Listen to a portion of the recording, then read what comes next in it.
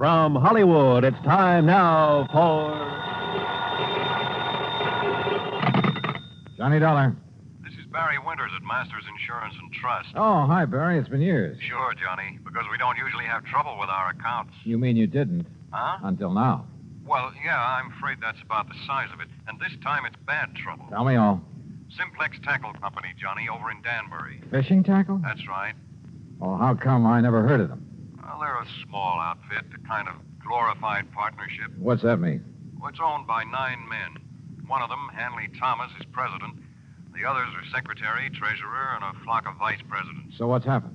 Well, the 9 of them, plus the 20 or 30 workers at the plant, are all covered by a group life insurance deal. And listen, Yeah? we've just had to pay off on 3 policies in a row. Well, that's too bad, but why call on me? Because, Johnny, Why? those 3 deaths were all murders.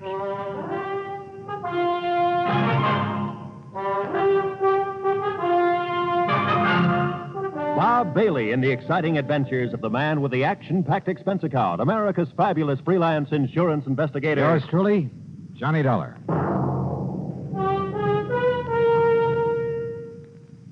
And now, Act One of yours truly, Johnny Dollar.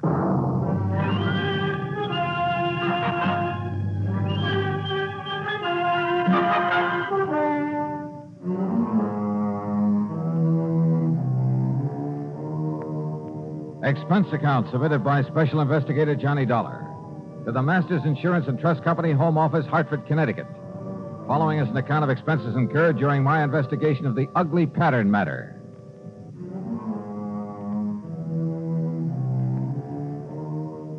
Expense account item 1, $1 even taxi to Barry Winters' office at Masters, where I hoped he could give me something more to work on than he had over the phone. And you know something? As it turned out, he gave me a lot more than he thought he did. Police? Sure, they've been working on these murders, Johnny. But they haven't come up with anything, except a theory that one man is behind them all. Why, Barry? Because the victims have all been members of the Simplex Tackle Company. Well, but I don't... Because they've all occurred within a month. Because each of them occurred on a Wednesday. Pattern, huh? That's right. And also, Johnny, because there's been no apparent reason for any of them. Have the police found anything? Nothing. Same kind of weapon used in each case? No. The first was a VP named Adams, run over by a car. Sure it wasn't accidental. The police say no. The second, John Bowers, was strangled, and Frank Dalvers was shot in his own home. No pattern there. I mean, in the way they occurred. Apparently not. But Hanley Thomas and the police don't agree. Thomas is president of Simplex, you said. And a real financial wizard. Used to be a promoter. Not much ethics, but a sharp businessman. As a friend or partner, I imagine he's a fine man. Here. I'll give you a complete list of the officers of the company, their rank and their salary. Well, I don't know exactly what good that'll do. Here you are. And this is a list of the employees. Have those employees all been checked out? Sergeant Dennis over there at Homicide made quite a point of it.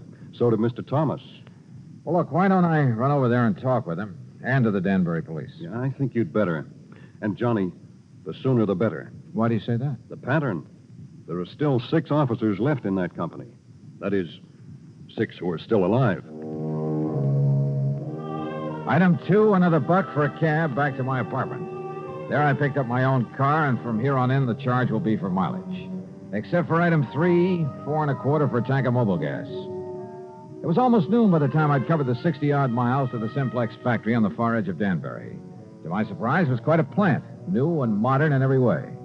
A receptionist took my card, and a few minutes later, I was ushered into the office of Hanley Thomas, president. Oh, this is a terrible thing. Adams, Bowers, Frank Dalvers, all within a few weeks. Barry Winters, back in Hartford, seems to think these murders have all been the work of one man. Police and I concur in that theory. There's been a sort of pattern followed by the crazy killer. But not an actual method, Mr. Thomas. No, I'll grant you that's true. Car accident, strangling, pistol shot. But they were done by someone who must have been very familiar with his victims. How do you mean? Well, someone who knew, for instance, that Ben Adams took a long walk alone each night. He knew the route that he took. Same thing applied to the second victim? John Bowers always drove to work through a little woods. It was there he was stopped and strangled. Frank Dalvers always stayed at home alone on Wednesday nights while his wife was out playing bridge. Someone broke in on him, huh? Have the police checked that? Well, it was someone he must have let in. In other words, someone he knew. That's a possibility, I suppose. I understand you've checked on all your employees. Yes, right off the bat, as much as the police could. Any particular reason to suspect one of them?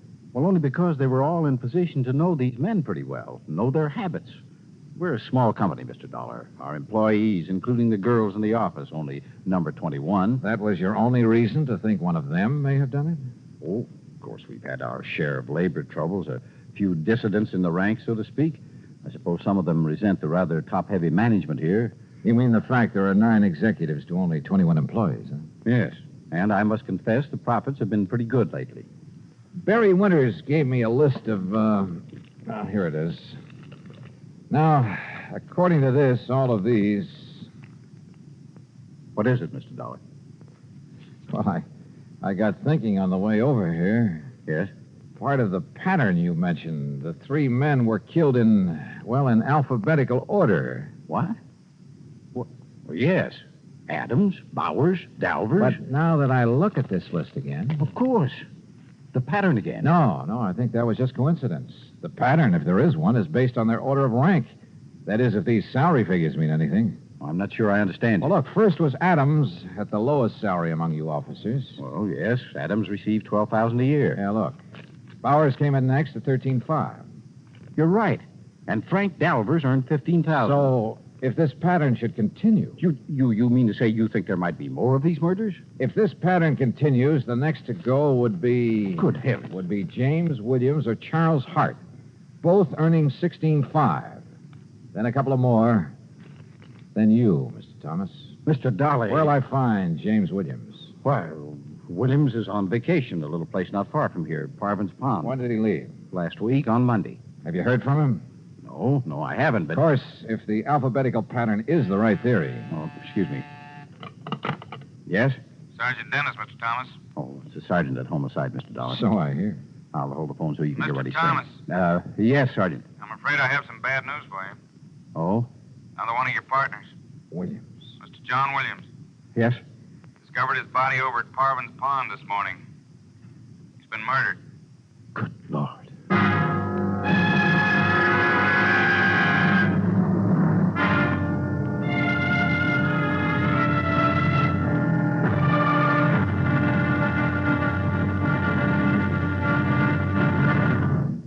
Act 2 of yours truly, Johnny Dollar, in a moment. And now for another episode in the life of Sergeant Donald Bellwether, my husband.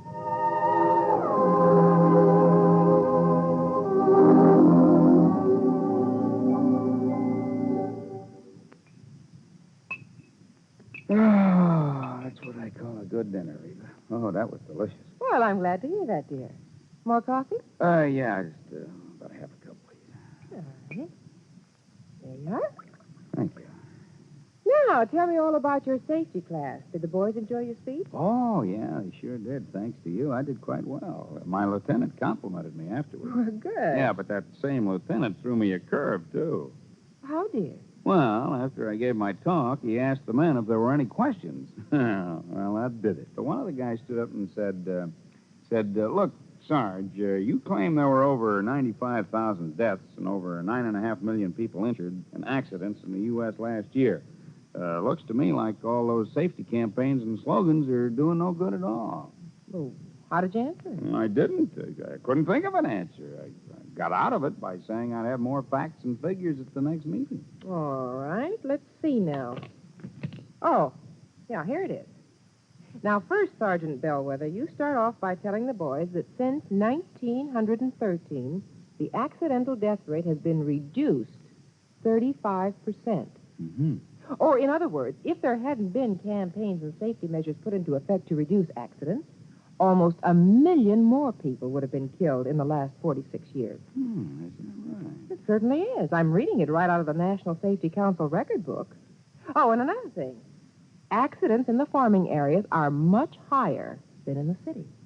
Now, do you know why? Why? Because in rural areas, there are fewer policemen enforcing safety laws and less traffic signs and signals to guide the motorists. Mm-hmm. You know, many more cars travel the city streets, and yet the per capita rate of accidents is much higher in the rural areas. Of course, the reason is obvious. In the city, more safety measures are instituted and obeyed. Reba, you are wonderful. That's a good, logical answer. I don't know what I'd do without it. Oh, that's my Donald. That's my doll.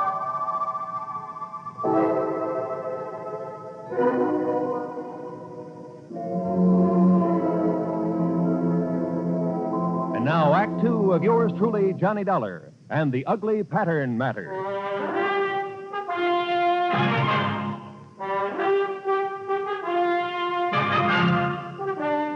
Another of the executives of the Simplex Tackle Company murdered, bludgeoned to death in his little vacation cabin on Parvin's Pond, some 40 miles north of Danbury. And again, it was according to pattern. How those carefree kids can fish and water ski out there when there's been a murder right under their noses. Yeah, Sergeant, I know what you mean. This the cabin Mr. Williams was using? Yes, sir. He came up here on his vacation Monday morning last week alone. There we are. Who knew he was coming to this particular spot, Sergeant? Why, everybody down at the plant, I guess. Now, the way the doc and I figured it out, Mr. Williams had just come in from fishing. Now, you see there, he'd just tossed his rod and stringer on the bed. Yeah. Everything's just the way it was, huh? Yeah, except for his body. That's in Danbury at the coroner's. You said he was bludgeoned to death. Yeah, with that oar from his rowboat. You see it laying there on the floor? Yeah, I see. Who found his body? Little old lady from the cabin next door. She'd stopped by this morning to bring him some cookies. Knocked on the door swung open, and there he was. And the doc says the body was lying there ever since. Have you checked that oar for prints? The killer must have used gloves. What about footprints? Well, if there were any, the vacation crowd tramped him out long before we got here. Now, the way we figure is that he came in here Wednesday night off the lake. Wednesday? Yes, Mr. Dollar, just like the other ones. It happened on Wednesday, a week ago tomorrow. The pattern again. Yes, sir. And if you ask me, it's the pattern of a madman. And this being a Tuesday again. But what possible motive could there be for it? When you ask me, it's one of the employees there at the plant. After all, for such a small company, 9 big money-making officers, at least there was 9. Yeah, I know what you mean. Are those 21 employees paid pretty well? Nope. In spite of the company making a lot of money.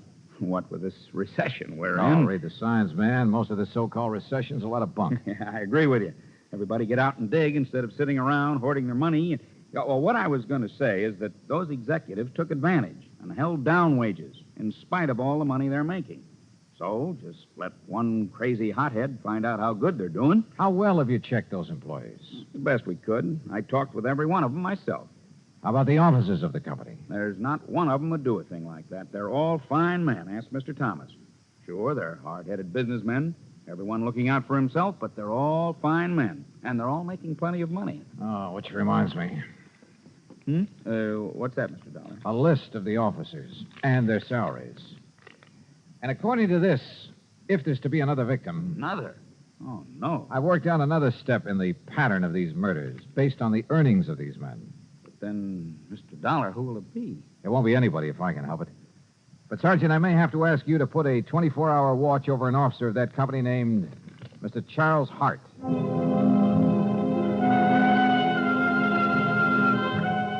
I didn't bother explaining my own idea of the pattern to Sergeant Dennis. After all, my theory could be wrong. But I drove back to the Simplex factory, to the office of Charles Hart. I found only a secretary there. No, he isn't here, Mr. Dollar. Well, where is he? To be perfectly honest about it, I don't know. Hasn't he been in at all today? No, sir. Hasn't been in since about last Wednesday. Look, Miss whatever your name is, have you called his home, his wife? He's a bachelor, Mr. Dollar, and lives in a little apartment in Danbury. Have you tried to call him? Well, no, sir. You see, there was Does Mr. Thomas know about his not being here? There's nothing unusual about Charlie's leaving without telling us, Mr. Dollar. Oh, Mr. Thomas. He often goes off on sales trips like this. He was last seen the day Mr. Williams was killed. Well, surely you don't think Charlie Hart had anything to do with Jim Williams being... Oh, no. Did you find out anything over at Parvin's Pond? No, not much, I'm afraid. Could this Charlie Hart have had any reason for wanting Williams out of the organization, and Adams and Bowers and Dalvers? Of course not. Yes. Yes, he could. What? Miss Gregg. What do you mean by that? Mr. Hart was the one who built up this company, the one who developed the products, put all his money in it. Now, just a minute. He's the one who sold all the products that made all the money. He and Mr. Adams were the ones who started the business. Is that true, Mr. Thomas? Yes, of course. And when Mr. Thomas and his relatives came along... Miss Gregg. What she says is true, Mr. Dollar. Charlie Hart and Ben Adams did start this business. They took on a couple of partners, Al Bowers and Frank Dalvers. They were the ones who decided on the expansion program, who came to us for the financing. With the others gone, it should have been Mr. Hart's company. Oh, wait, Miss Gregg. Our financing made this present operation possible. But to imply that Charlie could have been driven by jealousy or any other motive to commit these crimes, that's absurd. How could you suggest such a thing, Miss Gregg? I didn't say he did it. I only tried We know what you said, and you've said enough. Tell me one thing, Mr. Thomas. Yes? What happens to his share of the business when one of the partners dies? Or in this case, when he's murdered? Well, the other partners absorb his share. Then, if Charlie Hart eliminated one of you, it would add to his holdings. That's true. Okay, I'll see you later. But, Mr. Dollar, if you believe for one moment that Charlie Hart... Why, I've known him for years. Yeah? Well, I think I want to know him a little better.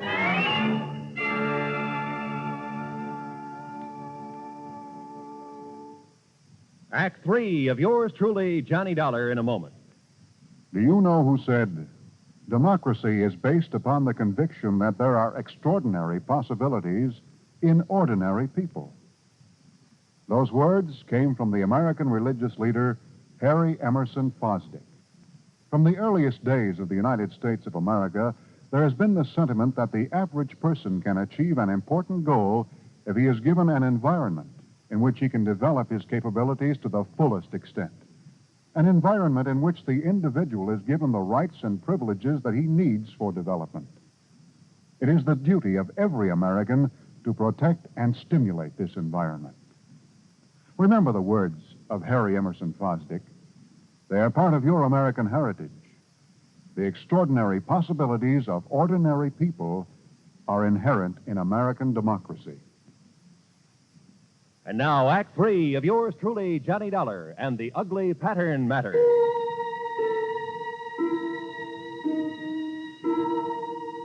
It was pretty plain that Charlie Hart, supposedly next on the list of victims, had plenty of motive for eliminating some of his partners in the Simplex Tackle Company.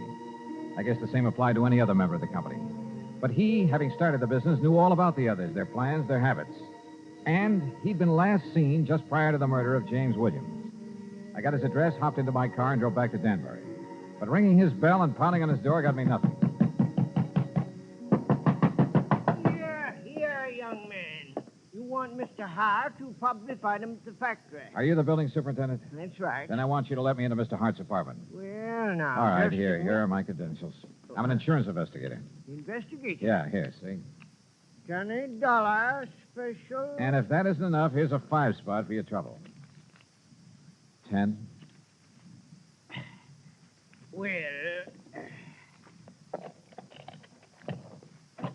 But now don't you let on that Okay, Dad, thanks.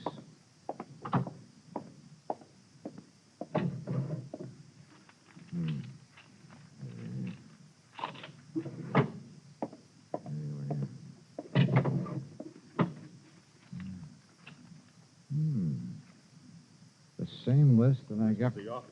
Huh? The offices of our company. Mr. Hart. That's right, Charlie Hart. Should have looked behind the door when you barged in here. Yeah, well, look, would you like to point that thing the other way, please? I'm sorry, Mr. Dollar, of course. Well, you know who I am. Yes, I heard you through the door. All right, is that the gun that killed one of your partners? That killed one of my... No. But listen, tomorrow's another Wednesday. Wednesday, Mr. Dollar. I know. And look at that list you're holding. I finally realized the progression in which these murders are happening. Oh? On the basis of our salaries at the company. Adams, Bowers, Dalvers, and Williams are me. Yes, you've circled Williams' name. Yes, because he got it last week. That's why I'm staying in here, locked in. Because tomorrow, if the killer strikes again, that crazy maniac killer... Maybe. Or maybe that's what he'd like everyone to think. Charlie, a couple of questions. Anything if I can help you stop this. That company was once yours. Yes, that's right. You were the boss, the head man, until Hanley Thomas came along. Yes, Hanley and his brothers and his brother-in-law. And they took over as first in rank. Well, they were entitled to, Dollar. What? It was their money made the company what it is.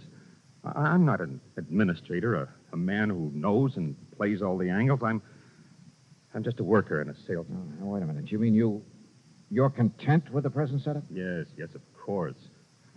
In spite of the prodding of a sweet old secretary who thinks that Wait a minute. But These murders, Mr. Dollar. You stay put.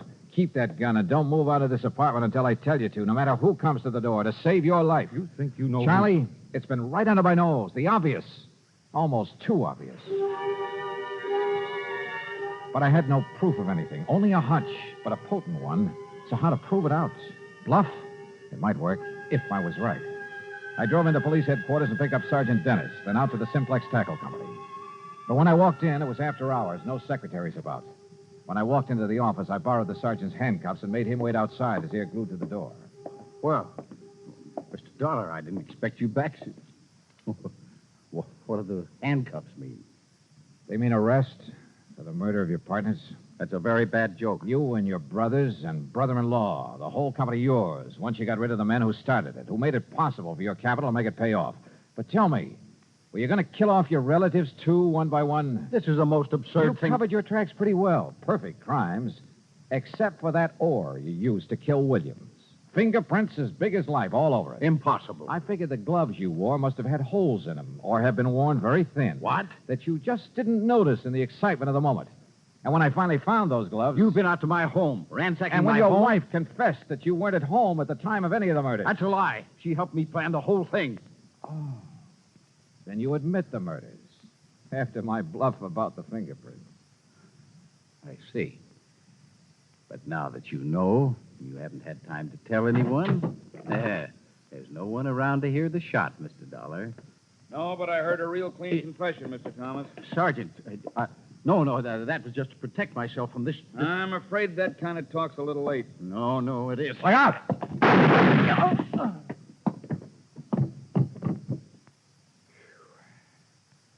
Sergeant, I haven't seen that fast a draw except on TV. That's where I learned it.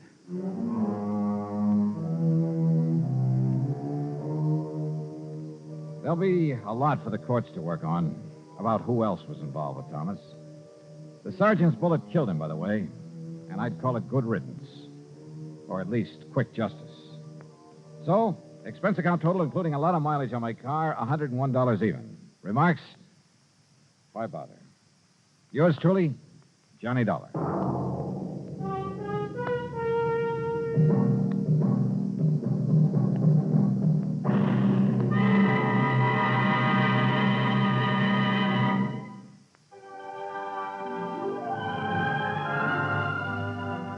Yours truly, Johnny Dollar, starring Bob Bailey, originates in Hollywood and is produced and directed by Jack Johnstone, who also wrote today's story. Heard in our cast were Virginia Gregg, Les Tremaine, Forrest Lewis, Herb Vigran, Junius Matthews, and Frank Gerstle. Be sure to join us next week for another exciting story of yours truly, Johnny Dollar. This is Roy Rowan speaking.